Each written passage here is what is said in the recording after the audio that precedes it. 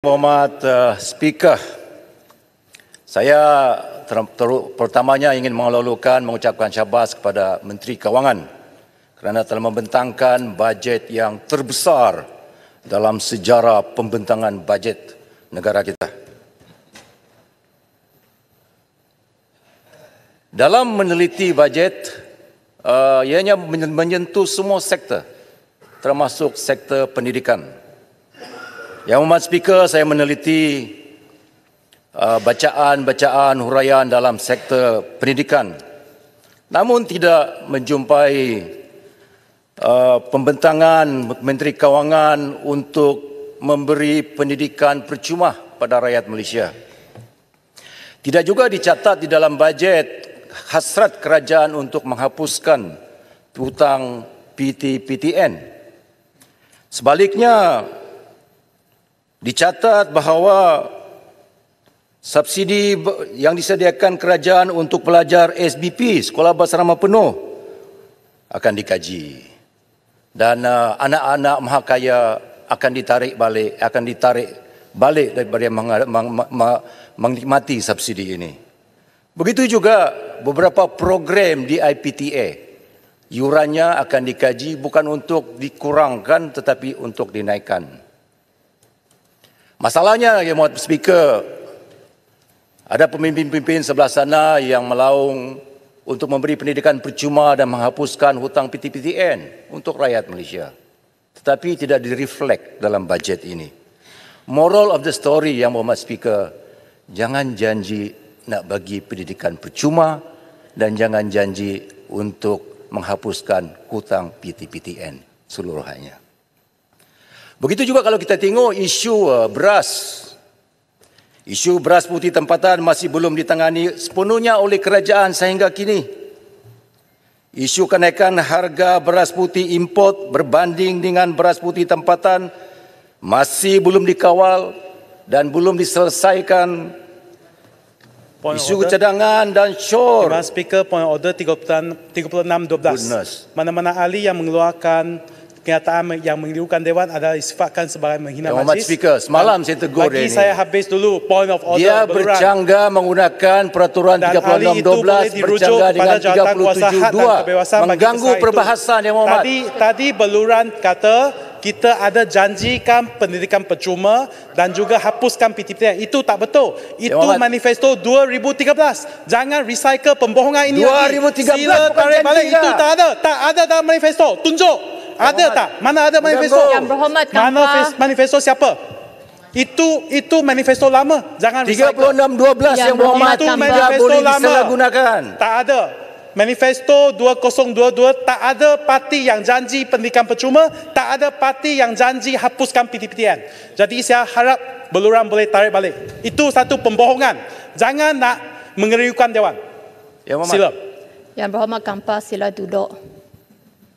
Yang Ahli Parlimen dari semalam Yang Hormat tak hormat peraturan mesyuarat. Ya. Menggunakan peraturan mesyuarat untuk mengganggu ahli yang sedang berbahas. Itu juga menjadi kesalahan. Beluran, kalau beluran boleh tunjukkan manifesto, saya akur. Tapi mana? Jangan buat bohong dalam parlimen. Siapa yang bagi manifesto pendidikan percuma? Bila? Mana? Tunjukkan. Yang boleh Berhormat tunjuk Kampar, tak? sila duduk. Amaran kali pertama.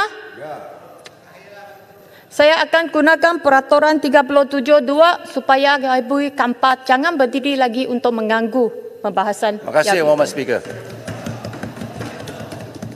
Isu Speaker, saya minta keputusan point order. Point order 36-12. Saya minta keputusan daripada Puan Speaker.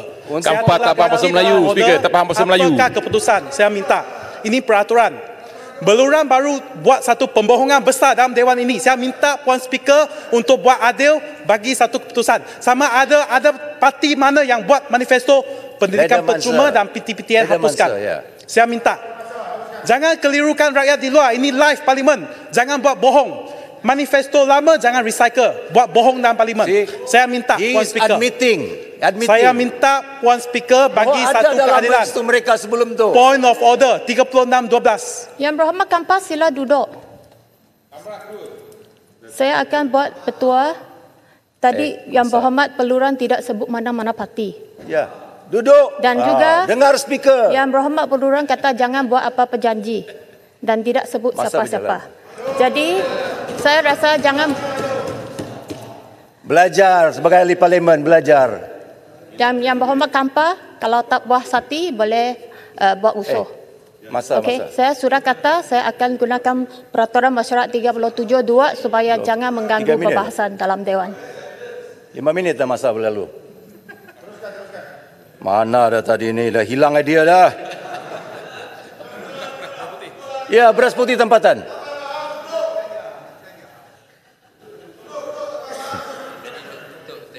Hilang dah itu. Beras putih tempatan masih tidak ditangani. Beras hilang, beras putih hilang. Begitu juga yang Bapak Speaker. Nakol dilihat sebagai tidak berfungsi untuk menangani masalah beras putih tempatan. Bukan saja masalah kos sara hidup, tapi masalah beras putih tempatan. Kerajaan membuat statement akan mengolah satu dasar untuk menangani isu beras putih tempatan. Tetapi sehingga kini kita tidak melihat tindakan dan perencanaan yang teliti yang diambil oleh Nakol. Begitu juga isu beras putih tempatan yang dikampit, ditukar, dimanipulasi sebagai beras putih import masih berleluasa. Isu beras putih tempatan yang hanya kelihatan di PRK dan di jualan medani masih terlalu ketara yang Berhormat Speaker. Masalahnya sekarang ini pencelah sikit, boleh? Nama kementerian sekarang adalah Kementerian Pertanian dan Keterjaminan Makanan. Setuju tak Berhormat? Kita tukar nama Kementerian Pertanian dan Tak Terjamin Makanan. Terima kasih. Tuan.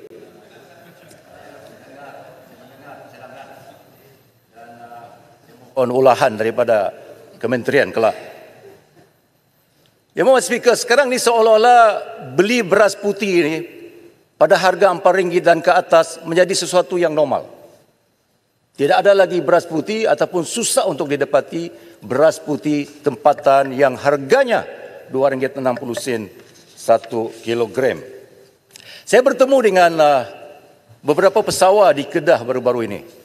Mereka tanya dengan saya yang Muhammad, dia kata kenapa pembelian padi sekarang ini dah turun daripada 1.800 kepada 1.450. Yang 1.800 itu yang Muhammad Speaker tidak normal. Yang turun kepada 1.450 juga tidak normal. Kerana harga kawalan pembelian padi yang dibuat oleh kementerian adalah pada kadar 1.300. So semua ini menunjukkan bahawa ada keadaan yang tidak normal yang menjadi sesuatu yang normal pada ketika ini kerana tidak dikawal oleh kerajaan dan kementerian sepenuhnya. Sebab itu saya ingin tanya, bila keadaan normal yang tidak normal ini akan ditangani sepenuhnya oleh kementerian dan juga kerajaan. Saya mengeluarkan hasrat untuk mengenakan pendekatan 5 kali tanaman padi dalam 2 tahun, 5-2. Sebenarnya perkara ini telah pun diumum 3 tahun yang lalu dan 2 tahun selepas setahun yang lalu juga diumum oleh menteri pada ketika ini. Tetapi disentuh di dalam bajet kali ini. Tentulah dalam pengumuman ini banyak perkara yang diambil kira oleh kerajaan. Isu mengenai kualiti tanah dan nutrien, itu merupakan isu yang saya diberitahu ketika duduk di sana dulu. Perlu ditangani isu ini. Isu sistem pengairan dan infrastruktur yang sedia ada perlu baik ditambah dan baik pulih. Isu kooperasi yang tinggi. Isu yang melibatkan satu isu besar iaitu penambahan subsidi. Subsidi baja, subsidi racun, subsidi benih padi, subsidi jualan dan sebagainya perlu ditambah jika ditanam 5 kali dalam masa 2 tahun. Dan semua itu harus direflek di dalam bajet. Inilah cadangan kerajaan tahun depan ini, dia akan mengolah pendekatan 5-2 sepenuhnya. Tetapi kita tidak nampak direflek, diterjemahkan di dalam bajet. So, sebab itu saya ingin tahu apa langkah-langkah kerajaan untuk memastikan kehendak 5-2 ini dapat dicapai oleh kerajaan pada tahun depan. Kerana ianya penting, Yang Muhammad. Kalau tidak ditangani, isu ini akan menjadi satu yang retorik, yang diumum oleh menteri dan sekarang ini diumum oleh Perdana Menteri sebagai Menteri Kewangan. Di dalam sektor pentadbiran awam, Kita melihat bahawa kerajaan mempunyai iltizam dan kehendak untuk mereformasikan sektor pentadbiran awam. Antaranya adalah akan mengubah rancangan undang-undang iltizam kecekapan pentadbiran awam. Ini antaranya. Dan tentu sekali ada pegawai kerajaan yang bertanya pada kita, bukankah sekarang ini pegawai kerajaan dikawal melalui peraturan, sebagai contoh peraturan pegawai am, kelakuan dan tata tertib 1993, arahan perbandaraan dan semua peraturan yang mengawal kecekapan. Peraturan ini adalah untuk mengawal kecekapan pentadbiran awam itu sendiri.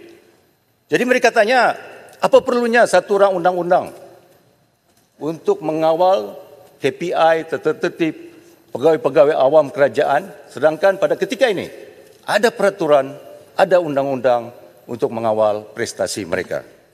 Mereka tanya, "Tok, adakah ini hasrat di sebalik untuk mengurangkan kaki tangan awam yang ada golongan kata terlalu gemuk dan perlu dikuruskan? So is this the backdoor approach untuk mengurangkan kaki tangan awam di negara kita?" Saya minta kementerian untuk perjelaskan perkara ini. Tahun ini dan tahun depan adalah proses secara undang-undang untuk membolehkan persempadanan semula kawasan-kawasan pilihan raya dibuat di negara kita.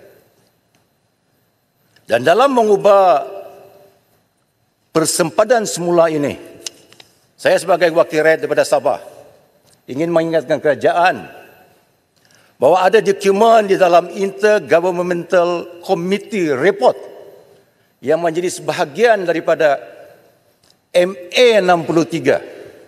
Sebahagian daripada 63. Yang meletakkan Sabah, perjanjian dulu, 1963. Dalam perjanjian itu meletakkan Sabah, Sarawak dan Singapura dalam perjanjian itu. Dalam Intergovernmental Report. Harus menguasai 1/3 daripada kursi-kursi Dewan Rakyat ini. Dan apabila Singapura keluar daripada Malaysia, seharusnya yang memat speaker, ya orang Sarawak. Kursi Singapura pada ketika itu, Sabah 16, Sarawak 24, Singapura 15 kursi.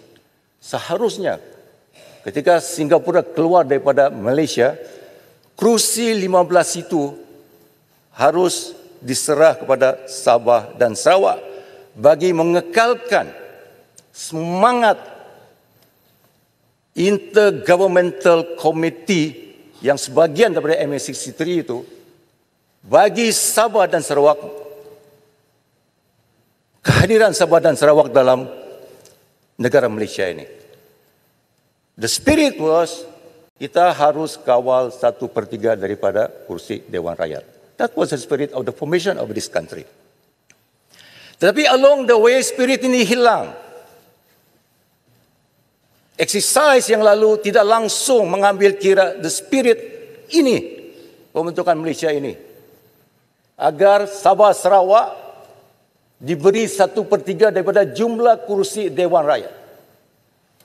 Dalam eksersis persempadanan semula yang akan dilakukan oleh kerajaan tahun ini, tahun depan dan tahun 2025.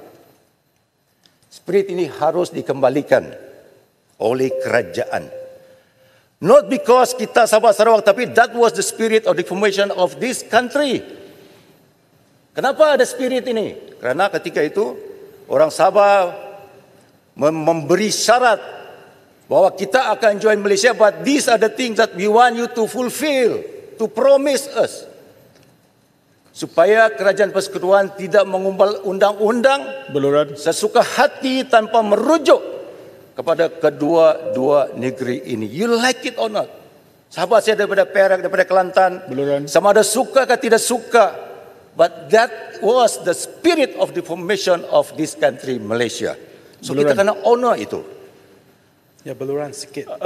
Perkara yang fundamental yang beluran timbulkan dan saya anggap ia sangat-sangat mustahak Tapi di samping soal itu ada juga persoalan-persoalan lain dalam persepadanan semula. Soal weightage bandar, luar bandar. Juga kajian tentang peranan Dewan Negara. Setujukah Yang Berhormat kalau kita buat kajian betul sebelum kita rush untuk buat persepadanan semula kali ini? Exactly the point. Beluran, boleh tambah sikit. Di Semenanjung ini ada sikit weightage, ada perkara-perkara yang harus dipertimbangkan. tentang Perlembagaan Persekutuan, artikel 116. Tetapi untuk Sabah dan Sarawak, Yang Berhormat spirit of the Berhormat. formation of this country perlu dihormati. Jadi dalam mengira persepadanan semula ini, soal populasi, bilangan populasi, soal keluasan kawasan bukan menjadi perkiraan.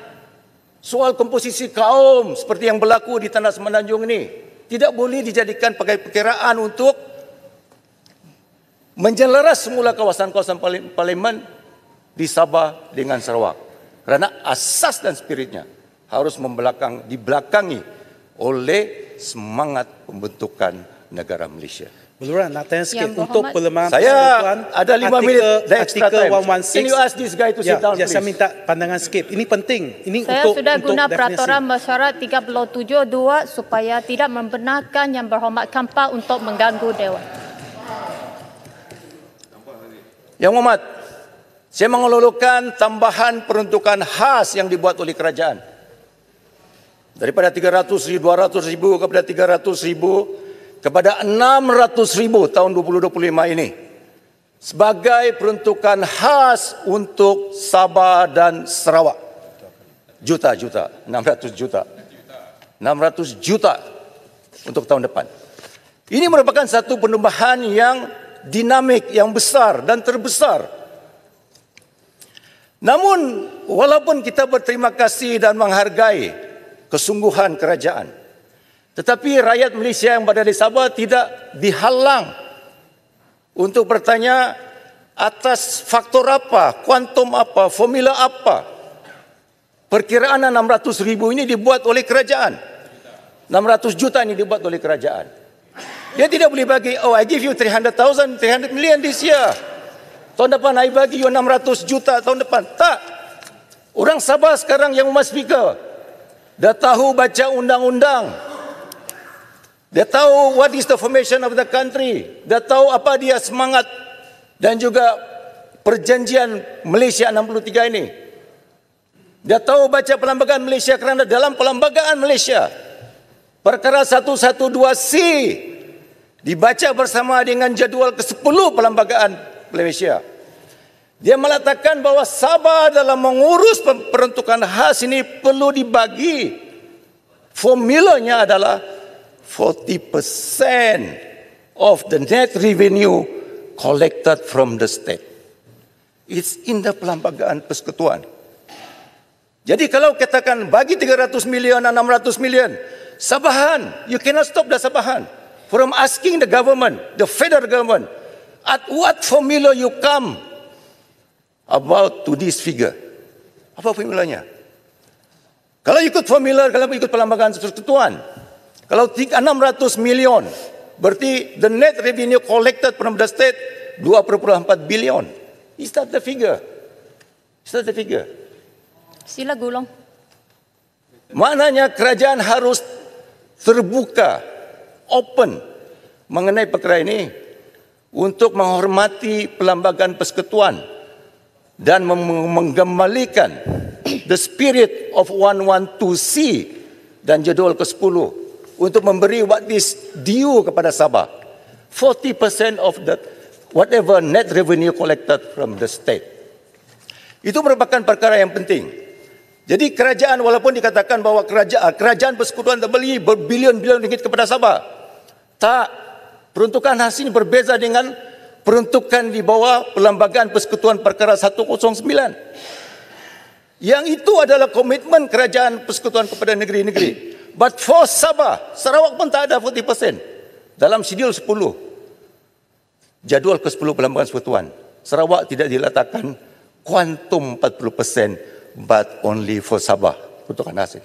Okey, masa sudah tamat. Jadi Terima kasih. kerajaan mempunyai peluang untuk membaiki dan menghormati dan mengotakkan perkara 112 jadual ke-10 ini. Kalau tidak, saya minta agar rakyat Sabah melihat Kami di sini,